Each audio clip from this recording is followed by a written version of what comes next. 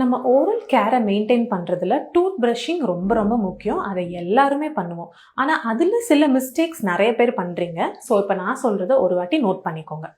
Number 1, brushing வந்து ரொம்ப நேரம் பண்ணுறது இல்லை ரொம்ப கம்மியாக பண்ணுறது. Ideal time would be 2 minutes. Number 2, brushing பண்ணுறப்போ கொடுக்குற ப்ரெஷர்.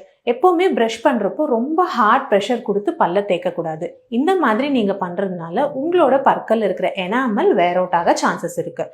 ஸோ எப்போவுமே ஜென்டில் ப்ரெஷர் யூஸ் பண்ணி ப்ரஷ் பண்ணுங்கள். நம்பர் 3, ப்ரஷிங் பண்ணுவீங்க, மார்னிங் பண்ணுவீங்க, பட் நைட்டு எத்தனை பேர் பண்ணுறீங்க? கண்டிப்பாக மார்னிங் அண்ட் நைட் ப்ரஷ் பண்ணணும். நம்பர் 4, ப்ரஷிங் பண்ணுறதுக்கப்புறம் நீங்கள் ப்ரஷ்ஷை ப்ராப்பராக க்ளீன் பண்ணி ட்ரை பண்ணுறீங்களாங்கிறத செக் பண்ணிக்கோங்க. நம்பர் 5, ப்ரஷ் எப்போவுமே 3 months once ஆகுது நீங்கள் கண்டிப்பாக மாற்றணும். அதையும் செக் பண்ணுங்கள்.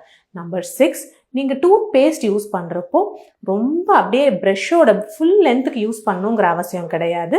ஒரு சின்ன ரைஸ் கிரெயின் அளவுக்கு கிட்ஸுக்கு யூஸ் பண்ணால் போதும். இதே 3 yearsக்கு மேலேயோ இல்லை அடல்ட்ஸோ வந்துட்டு ஒரு பீ சைஸ்ட் அமௌண்ட், ஒரு பட்டாணி அளவுக்கு பேஸ்ட் யூஸ் பண்ணால் மட்டும் போதுமானது.